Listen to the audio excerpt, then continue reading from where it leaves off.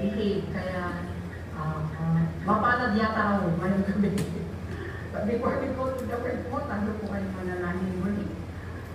Nagpapasalamat tayo dahil may panalangin. Isang pribilegyo para kausapin lagi-lagi ang Panginoon. Bakit po?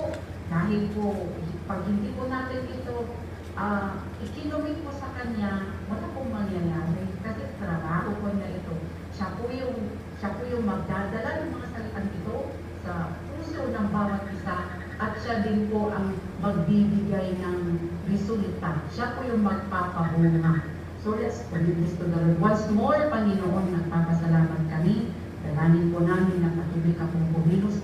Kahit po sa mga salita mo na aming babasahin po, ikaw po ang magdala sa mga puso, sa mga isipan po namin lahat sa gabing ito. We commit it into your hands. Have your way. In Jesus' name. Amen. Amen. Meron lang po tayong, hindi po siguro ito bago sa ating pandilig. Pero I seldom nakaka-attend po ng Bible study, kaya marami pong ginagawa. At I just want to remind again po yung mga lagi pong idinudulog ng mga alagad ng Panginoon po sa inyo. Kaya sa gabi ito, ating pong tunghayan ang katiyakan ng kaligtasan. Kung bakit po tayo nagba-Bible study, kung bakit po tayo niyayaya, upang make sure, siguraduhin po na yung dinadala po ng bawat alagad na walang iba po kundi ang kaligtasan ng kanubuan, kaligtasan natin sa kadiliman ngayon, sa kapahamakan, sa kasalukuyang buhay, lalo-lalo pa sa darating po na magpawalang hanggan. At nasasayang po kung hindi po natin tinatanggap. Kaya ngayon po, may mga bagay na po tayong pag-uusapan, magbibigay po ng pag-iisip po kung paano po natin matitiyak na tayo po ay ligtas. Lagi-lagi po sinasabi sa atin, like sa 1 John chapter 5, verse 12, na malalaman po natin na tayo ay ligtas kung nasa atin si Kristo. Yan po sabi niya, ang sino mang nasa Kanya ang anak ng Diyos ay may buhay na walang hanggan. Ngunit ang sino mang wala sa Kanya ang anak ng Diyos ay walang buhay na walang hanggan. Marahil sa atin sa gabi ito, sa palagi-lagi po nating pakikinig, na kay Jesus ay may buhay na walang hanggan. Marahil nakapanalangin na po tayo, na tumanggap na po tayo at sinabi po natin, naniniwala po ako sa ginawa mo, sa tinapos mo pa sa krus ng Kalbaryo, tinatanggap kita bilang tagapagligtas at Panginoon. Kaya, sa isip-isip natin, ligtas tayo. Kasi ito naman sabi niya, tinatanggap siya. Pero hindi po doon nagtatapos. Hindi po sa pananampalataya, kundi meron po siyang resulta, meron pong gawa. Meron pong pagbabago sa buhay, pagbabago po sa pananaw, pagbabago sa pananalita, pagbabago po sa gawa, sa kung paano po tayo namumuhay. Sabi po sa 2 Corinthians chapter 5, verse 17, na ang sino mang na kay Kristo ay isa ng bagong nilalang. Wala na ang dati niyang pagkatao, binago na siya. Kaya ito po, paano po natin nasisiguro na tayo ay ligtas? Paano po natin nasisiguro matotoo nga na nasa atin si Kristo kung may pagbabago? Kung may pagbabago po, kung nakikita po natin sa ating mga sarili na iba na yung takbo ng pag-iisip natin, hindi na siya makamundo, hindi na bisyo, hindi na yung mga bagay-bagay na nagbibigay kasiyahan sa laman na ito. Hindi na yung may sakit pa rin yung damdamin, may muhi pa rin, may mga bagay na hindi gusto ng Panginoon. Pag nakikita po natin sa sarili natin na wala na ang mga yun, alam natin na babago tayo. Hindi naman po 100% na bagong-bago ng tao, pero little by little, step by step, from glory to glory. Sabi po ng salita ng Panginoon, we are being changed from glory to glory. Nakikita na lang natin sa ating sarili na ayaw na natin maging masinungaling. Ayaw na natin na namumuli sa kapwa. Ayaw na natin na makasarili tayo na kahit may nangangailangan ng tulong. Hindi tayo tumutulong. Kahit mabigat yung binubuhat ng isa, nandun ka naman, wala ka namang ginagawa, wala lang sa'yo. Parang natural na gusto mo siyang tulungan. Parang ganun, may pagbabago. Unti-unti nakikita mo yan sa iyong sarili. Yun po, masasabi mo po na nasa Kristo nga. Ay, nasa akin na si Kristo. Nasa aking puso nga po si Kristo. Kasi may pagbabago. Isa pong example dyan, lagi po natin naririnig ito si Zaccheo. Dati si Zaccheo, maliit siya na tao, di ba? Hindi po siya nananampalataya. Curiosity lamang po kung bakit po niya na-encounter si Jesus. Isa po siyang galing sa pera. Naniningil ng buwis, sinusobrahan po yung sinisingil. Ngunit, nung tinanggap po niya si Jesus, sabi po ni Jesus sa kanya na, nung pinapasok po niya si Jesus sa kanyang pamamahay, pinakain, in-entertain sa kanyang pamamahay, napakalaking bagay po yun. Kasi, nagdala po ng pagbabago sa kanyang buhay. Yung galing na Zaccheo, sabi niya, kalahati ng aking kayamanan, ibibigay ko sa mga pulubi. At yung kalahati, kung sino man ang kinusip ko, kung sino man ang whoever I have defrauded or cheated, babalik ko 4 na beses. Nawala yung pagkagaling niya. Kitang-kita po yung pagbabago niya. Kaya yun po, paano po natin malalaman? Paano po natin i-test na tayo nga po ay nasalba na o naligtas na? Makikita natin yung pagbabago sa ating buhay. Pangalawa po, magiging likas po tayong mapanigil o nagiging likas na tayo yung matulungin o pagsisilbi. Noon, pinagsisilbihan lang natin sarili natin. Halimbawa, may pila ng pagkain, may mas matanda sa'yo, hirap tumayo. Wala kang pakialam. Kung ikaw yung nandun, ikaw pa rin. Pero nung nabago ka na, nung binago na ng Panginoon ang buhay mo dahil pumasok na ba siya sa buhay natin, parang may nag-uudsok na sa'yo na, o ikaw muna, tatay, ikaw muna. Parang simple lang ba na ganun? Nagiging likas na sa isang tao ang paninindihan kahit sa simpleng paraan. Halimbawa, o yun, yung pagpapaunlak, o yung pagpapanalangin sa iba, o kung yung may problema, paninindihan din po yung pakikinig mo lamang para mailabas na niya yung bigat ng damdamin niya. Paninindihan din po yun. Kasi concern ka po sa kapwa mo. Hindi lang po iniintindi mo sarili mo o sarili po natin. Tayo pong lahat dito, kinakausap po ng salita ng Panginoon. Kahit po sinasabi ko kayo, ako, tayo pong lahat ito. Makikita po natin dyan, magiging likas. Kasi ang Panginoon po natin, ang pinaka best po na naninigdihan, best servant ever.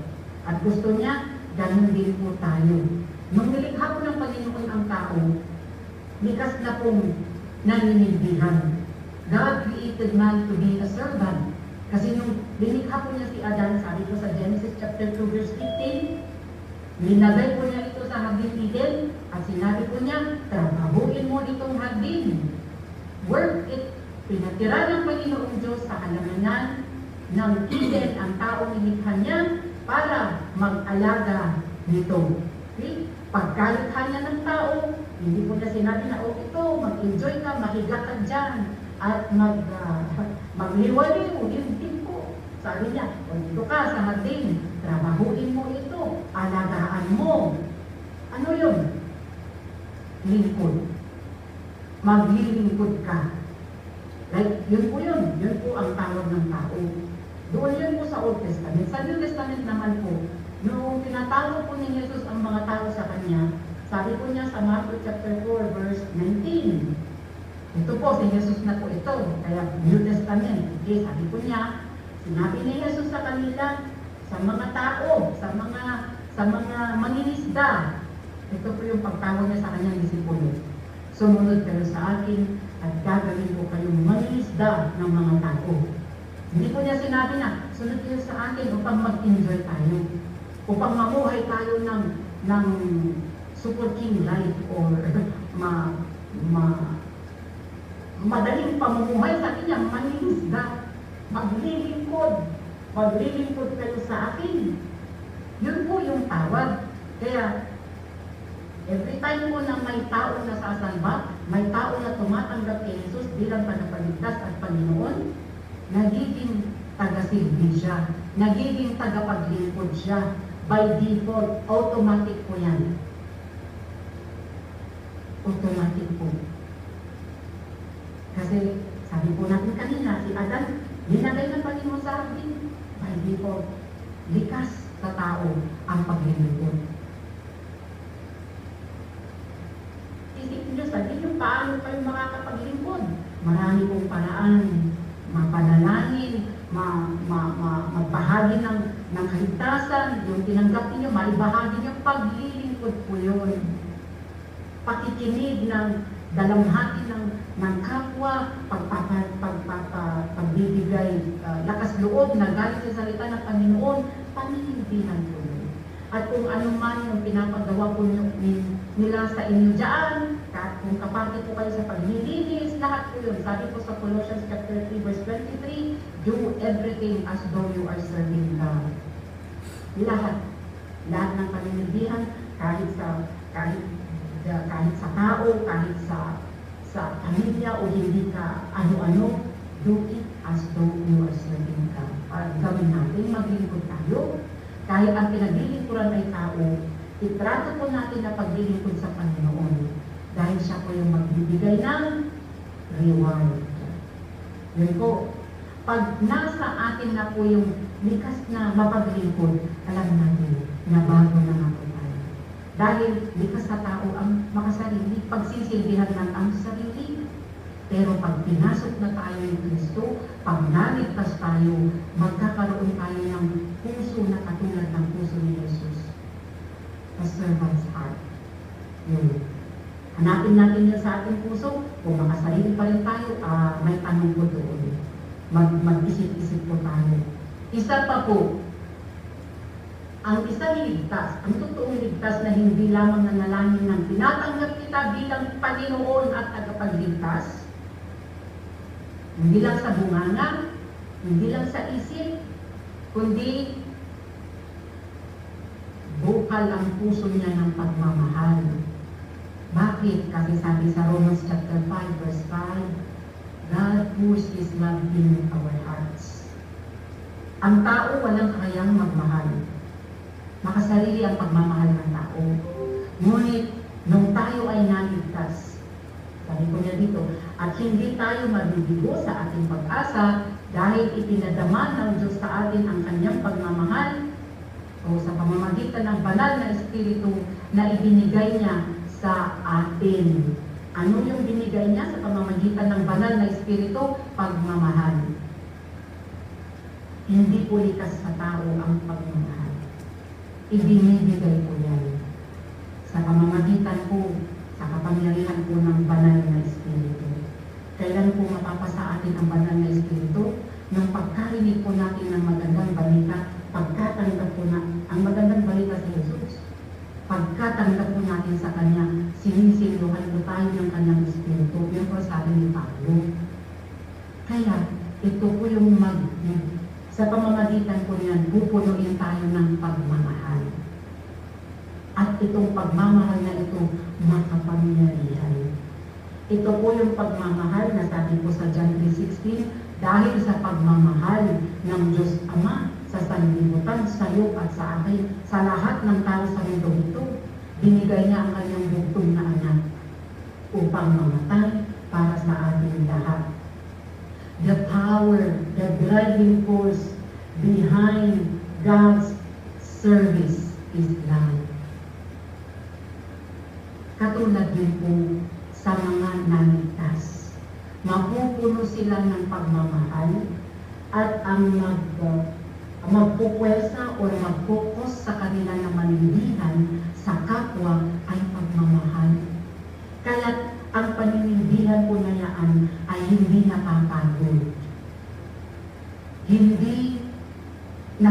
ubus. Why? Punong-puno ng pagmamahal. Hindi niya sinasabi, ay, pinag-deliver ko siya, hindi naman siya nagre-respond. Hindi naman siya, ay, tama na. Doon na ako.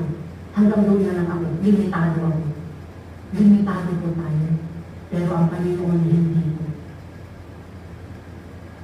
Hindi po. Umaapaw po ang pagmamahal na binibigay ng Panginoon.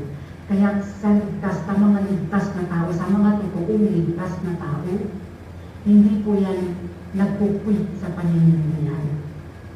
Hindi po niya sinasabi na tama na, ang dami ko lang nailig.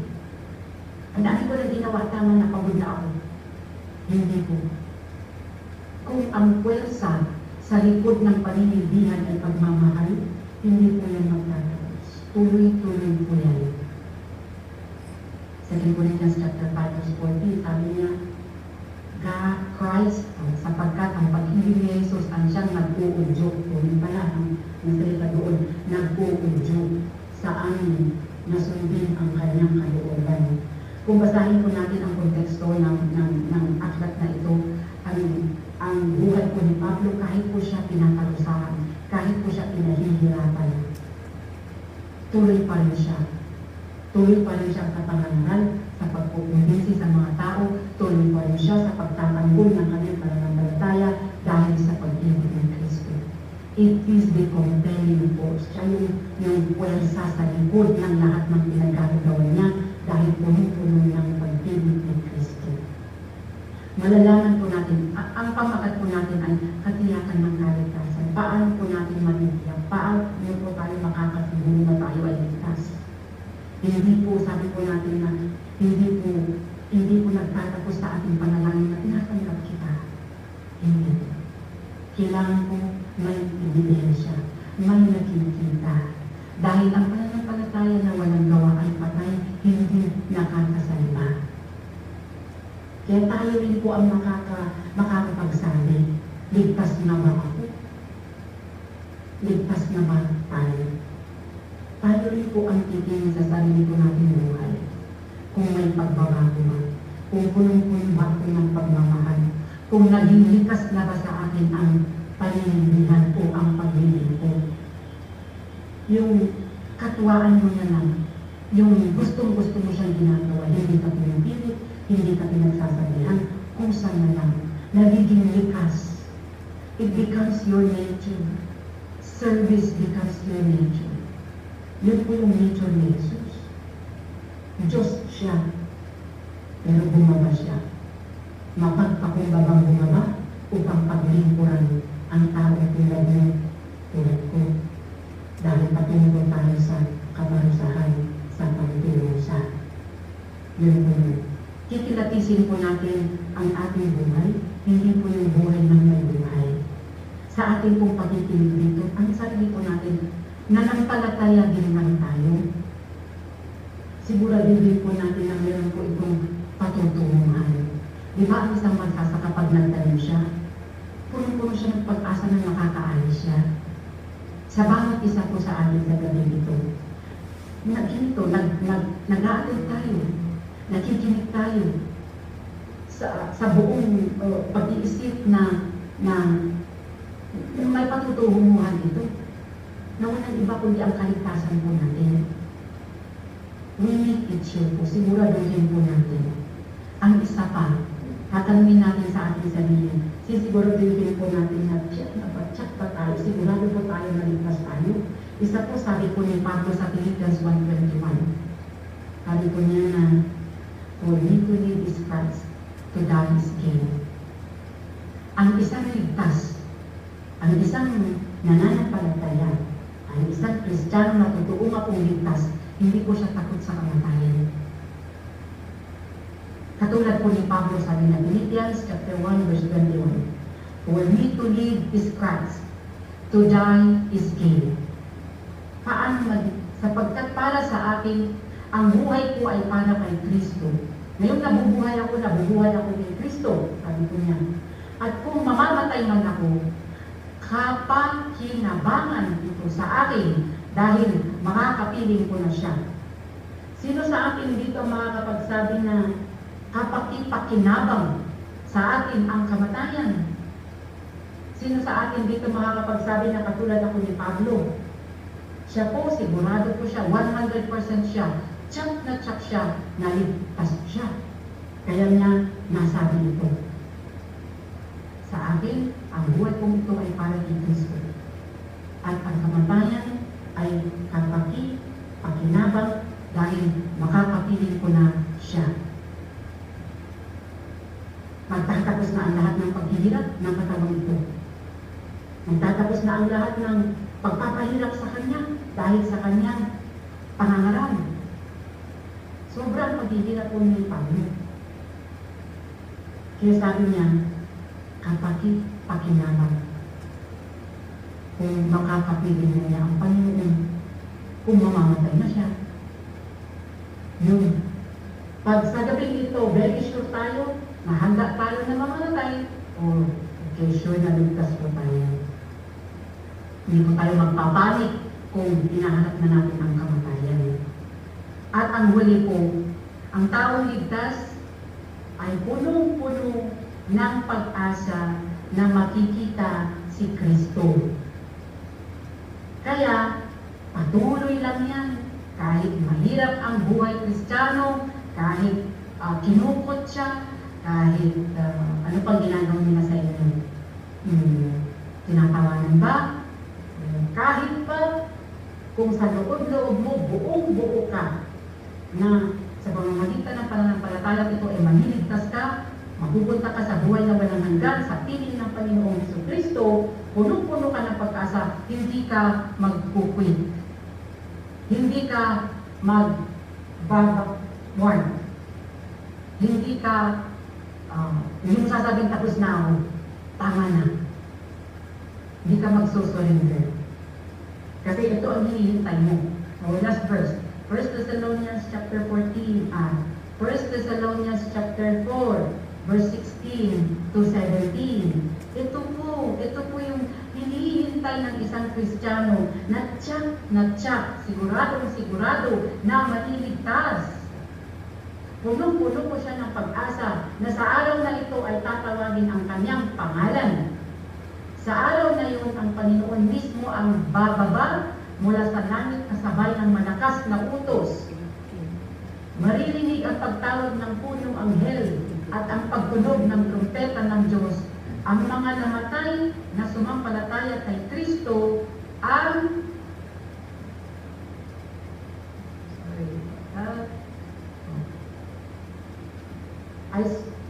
kay Kristo ang unang bubuhayin. Kaya yung mga patay kay Kristo, sila ay bubuhayin. Pagkatapos, ang mga buhay pa sa atin sa araw na iyon ay kasama nilang dadalhin sa mga ulap para salubungin ang Panginoon sa himpapawid at makakasama na natin ang Panginoon magpakailanman. Ito po yung blessed hope. Ito po yung pag-asa po natin. Pag-asa po ng mga liligtas. Pag-asa ng mga naligtas. Meron pong hinihintay. Kaya po hindi napapagod kahit po mahirap ang daan. Kahit po maraming challenges, maraming struggle. Kung ito po, dito po nakatuon ang mata po natin, hindi po tayo mag-quit dahil hinihintay po natin na tatawagin ng ating pangalan na tayo po ay kukuhanin at dadalhin sa ulap para salubungin ang Panginoon sa himpapawid at makakasama natin siya magpakailanman. Yun po. Ang ligtas, siguradong ligtas, ay hindi siya magbabagslan, hindi siya bababa, hindi siya hihintong, hindi siya napapagod. Punong-puno siya ng pag-asa dahil ito yung tinitingnan niya, ito yung hinihintay niya. Buhay na walang hanggan sa piling ni Kristo Jesus. Maikli lamang po yun, pero palagisipan po. Para itong ginagawa po natin ito ay hindi po masasayang. Ito po ay patungkol sa ating kaligtasan. Hindi lamang po sa darating na buhay, sabi po natin kanina, hindi lamang po sa pangwalang hanggan, kahit ngayon. Ililigtas po niya tayo sa napakarami pong alalahanin sa buhay na hindi naman not necessarily. Kasi sabi niya, dalhin natin sa Kanya ang lahat ng bigatin, mga alalahanin. Kaya-kaya po niyang dalhin. Kaya hindi lamang sa magpakawalang hanggan, kahit ngayon, ililigtas na tayo sa lahat ng kabuluhan sa isip. Lahat ng, the enemy comes to kill and to destroy and to steal. Ang trabaho ng kaaway, magmumila, magnanakaw, nanakawin niya yung katahimikan mo, yung kagalakan mo. But Jesus comes came to give abundant life. Kahit ngayon, magkakaroon po tayo ng katahimikan, kapayapaan, katuwaan. Yung katuwaan na hindi kaya ibigay ng mundo, bibigay po niya sa isang tunay niyang tumanggap sa Kanya. Kaya yun lang po ang may iwanan ko sa gabi nito, palaisipan ko sa ating lahat. Siguraduhin po natin, kaparte po tayo sa mga ligtas na tao. Nagbuhuli po ang anghel sa langit pag lahat po tayo dito ay ligtas. Nalubuhay po natin, nakikita po, isinisigaw po niya.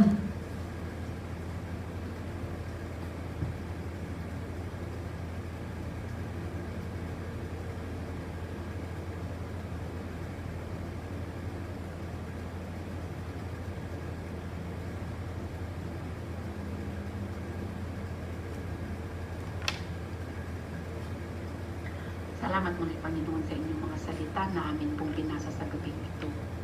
Salamat dahil sinicure mo po ang kaligtasan po namin. Sa kabila po ng katumihan namin sa aming mga napakarami pong pagkasala, hindi mo po yun inisa-isa at binilang. Bagkus, Panginoon, you nailed them to the cross. Ipinako mo po lahat ng kasalanan namin sa krus. At kami po ay punong-puno po ng pasasalamat. At patuloy ka po ang naming pagsisilbihan at pupurihin kahit sa gabing ito. At sa darating pa na mga araw na ibinibigay mo sa amin. And we look forward, Lord, ang pag-asa ng bawat mananampalataya sa iyo. Kung saan tatawagin mo ang aming mga pangalan at dadalhin mo sa kung saan ka naroroon magpakailanman. Salamat, Panginoon. In Jesus' name we pray. Amen.